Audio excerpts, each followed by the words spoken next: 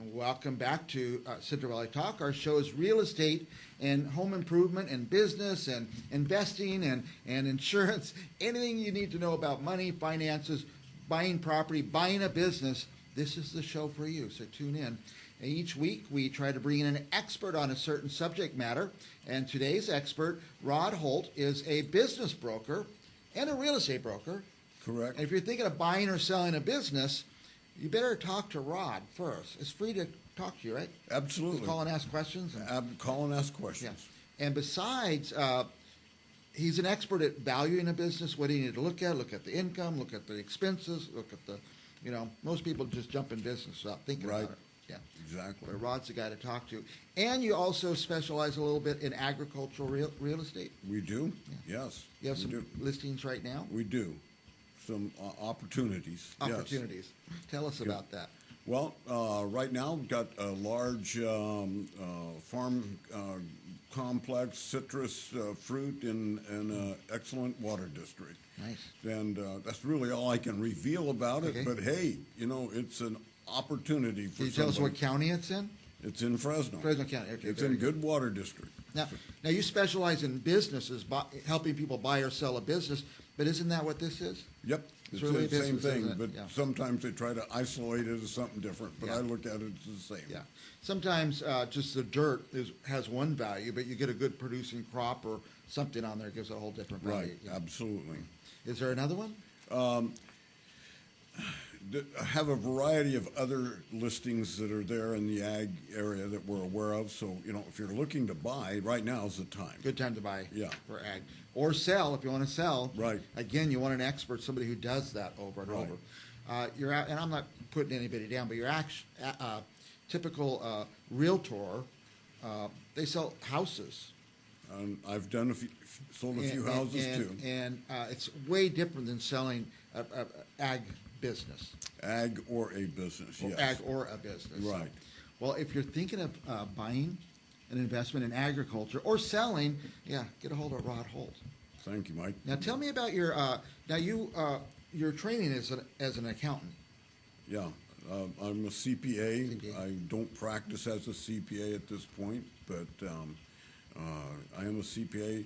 That due to some changes in my life, made me to look at a new career, and I needed some flexibility, and so I looked at becoming a real estate broker. And as I'm doing that, I found business brokerage, and that just seemed to fit the CPA background because I've made many financial statements. I've reviewed many financial statements. I understand valuing businesses, and it's all related. Yeah. So businesses have, I don't know what you call it in your industry, like a future value, because it's creating so much income a month, and that income presumably is going to go on for years. Yes. And so you're buying the future income. Typically you've got two choices in life when it comes to buying business. Number one, you can start your own business, and you incur all of the startup costs that it takes to get it to the point where it's profitable. So you incur your own startup costs, and there is cost involved. So you got to have capital to do that. Yeah. The second way is you go in and you buy an existing business.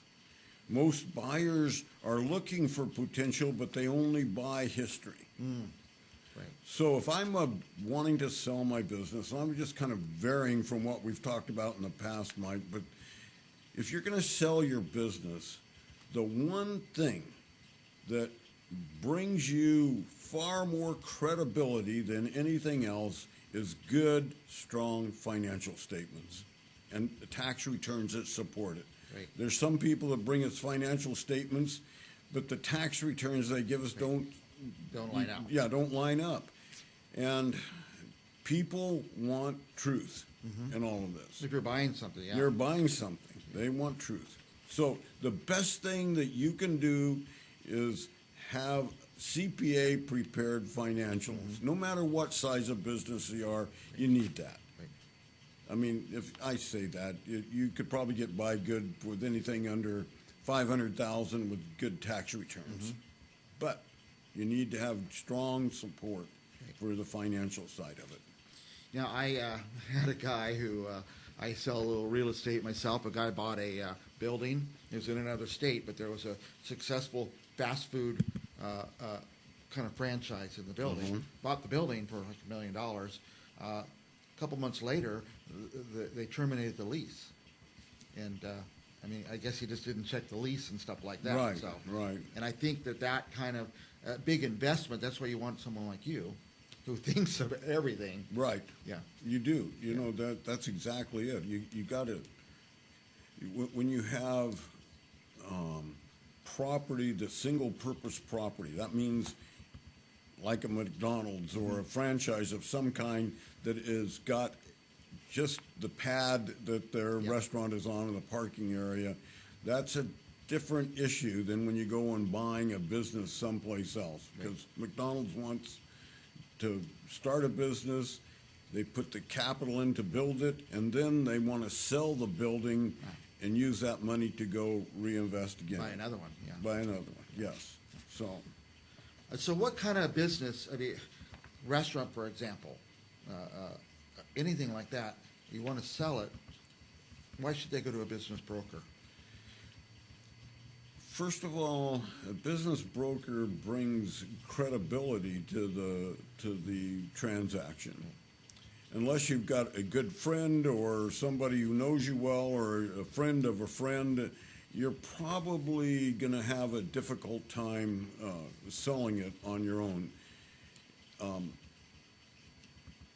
You got to know what questions that the buyer's going to ask and be prepared to answer those.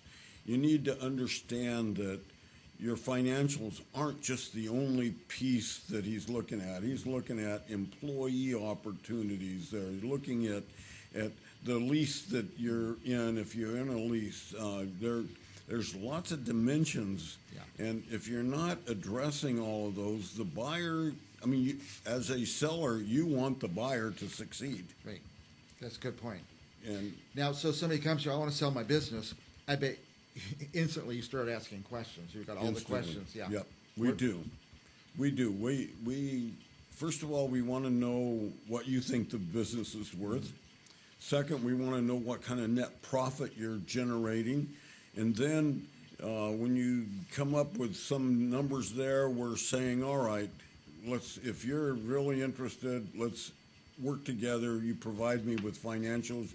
I'll give you a questionnaire that's going to tell me how you operate your business, what are important issues, and we then take all that information, we go through it, we come up with a list of questions for you, we sit down with you, and we go through everything there.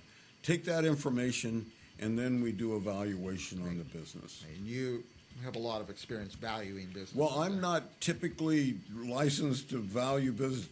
I understand the process, but we have people that we use who They do that, yeah. They do that specifically. Now, do you see instances where the owner is working in the business? Usually they are, I'd imagine, and they're not calculating their own salary in. They just go to work every day. Yes. We do, you're looking at what we call EBITDA, earnings after interest, taxes, and so on and so forth, depreciation and so forth. So, or earnings before, I should say. So, what I'm driving at is when we value a business, we take the net profit and we add back to that bottom line that which the owner has provided as an opportunity for himself. Mm-hmm. If he's not taking out a salary and the business is not making a lot of money, you don't really have a sellable business. Right. But people who've been in their business for a period of time, they start taking out a bigger and bigger salary, and finally they're taking out a salary that's probably bigger than what they could do if they went and hired somebody to manage the business. So, let's say you have $100,000 net profit, but you've taken out a $200,000 salary. Yeah.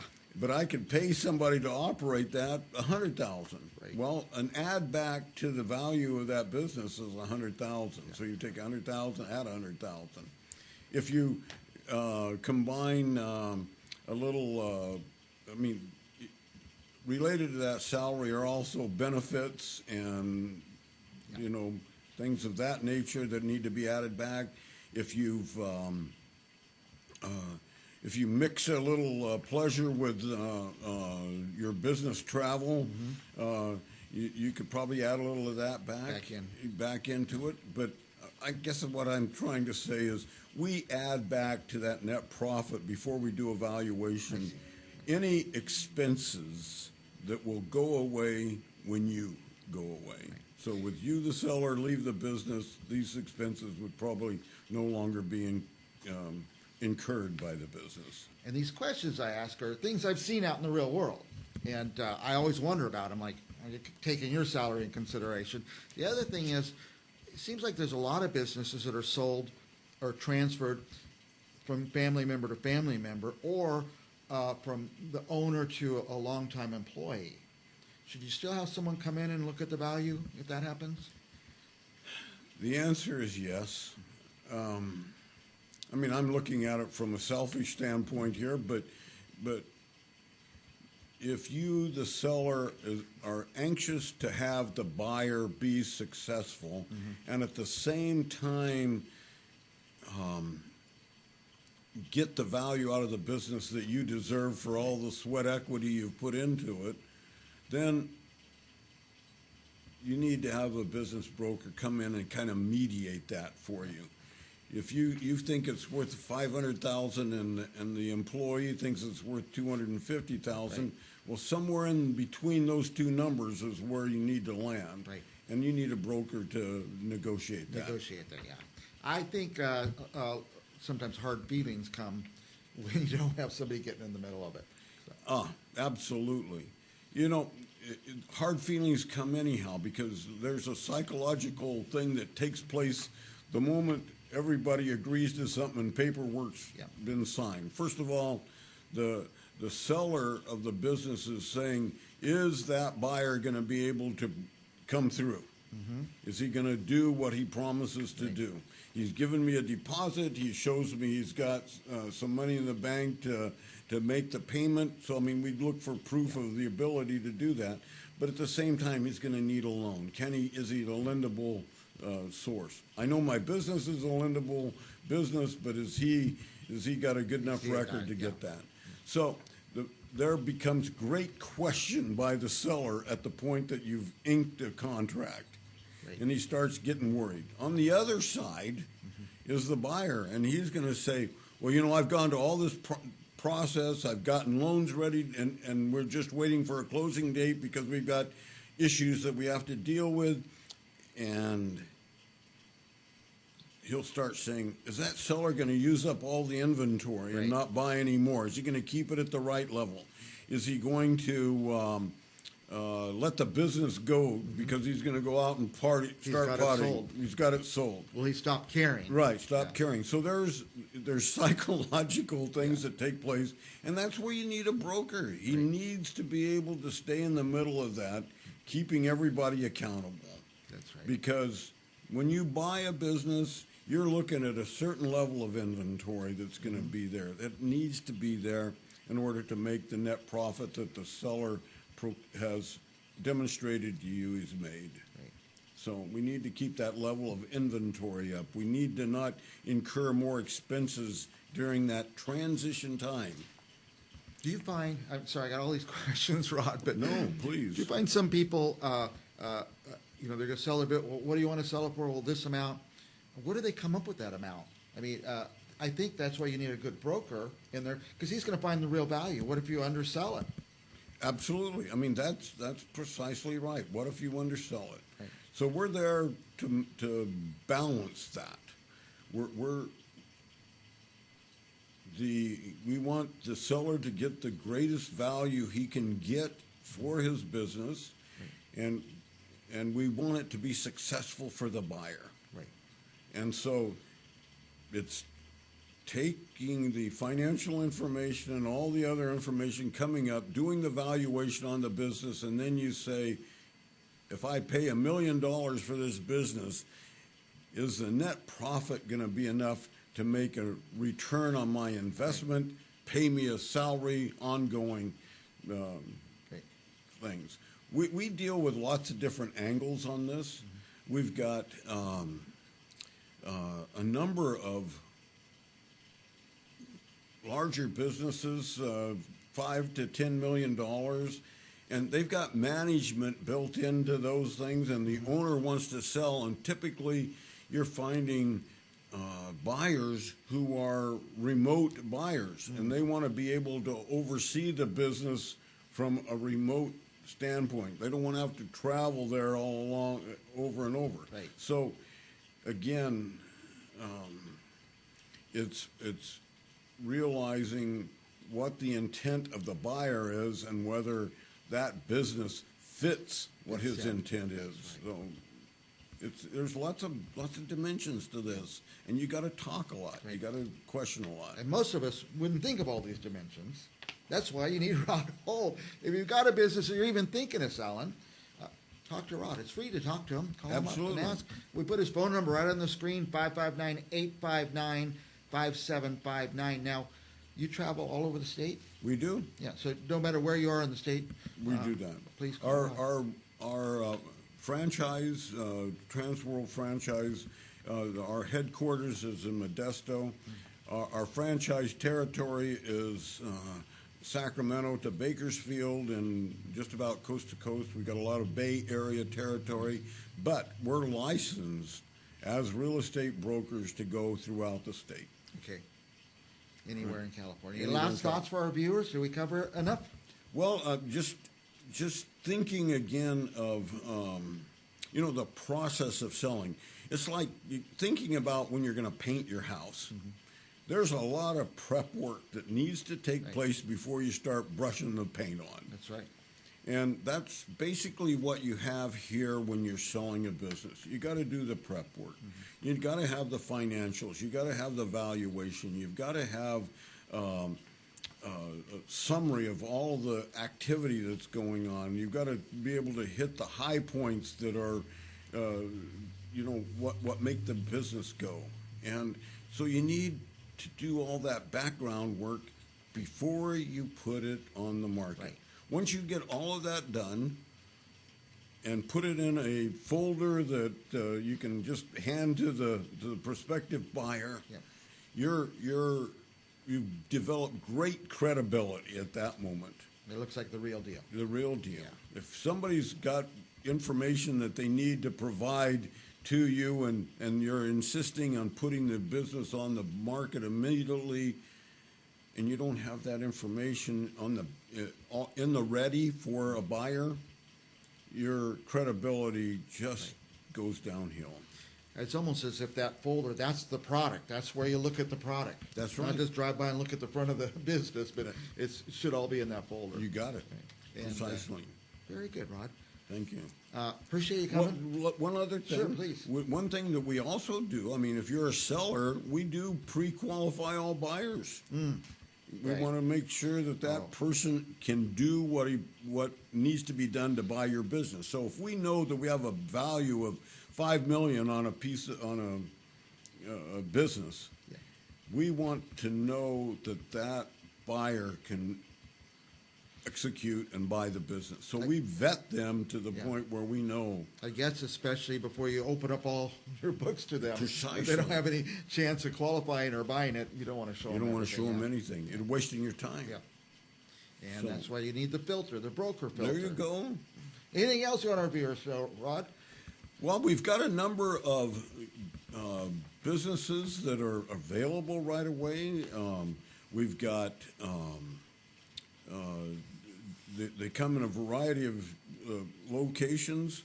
We've got one major business that's coming online for us. It's about a $100 million business. A lot of and we've got lots of people involved in that because it's a large. Lots of pieces on that one. We've got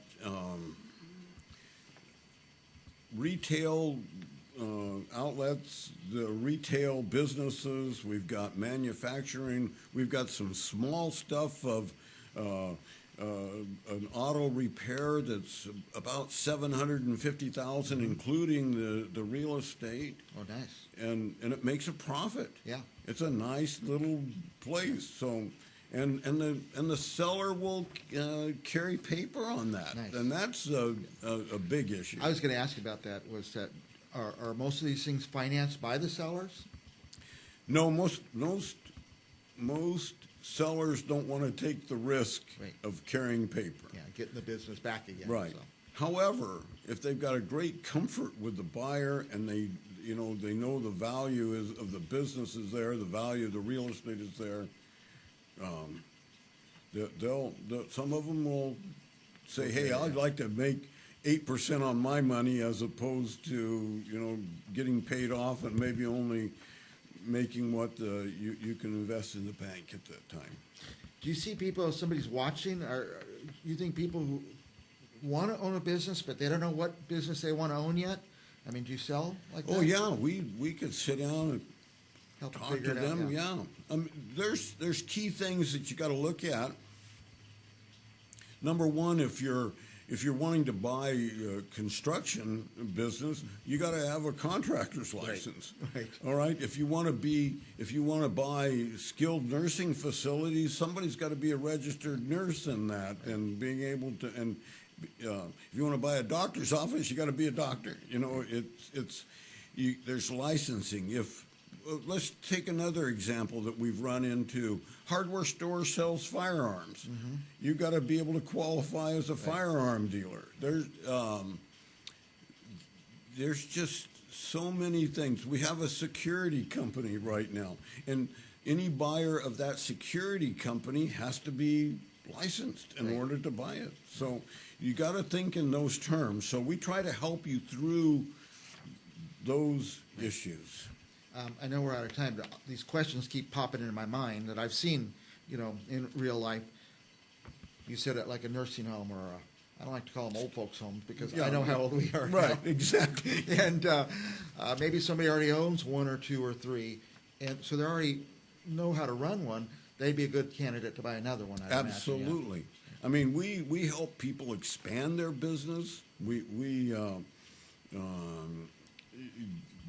If you're a buyer and you've got a specific need for something, for example, maybe you're a packing operation and you need a lot of paper products for your packing operation. Well, maybe you need to go find a paper supplier that you can buy from your own business. Company, yeah. And see. do things like that. So there may be somebody who needs to buy a business that they haven't even thought of they need to buy one yet.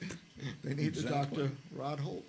Thank you, Rod. I appreciate you coming and answering all my questions. And if you have a question, call Rod, 559-859-5759. Very knowledgeable. I appreciate that, Rod. Thank you so much, Mike, for having me. We'll be back with more real estate right after this.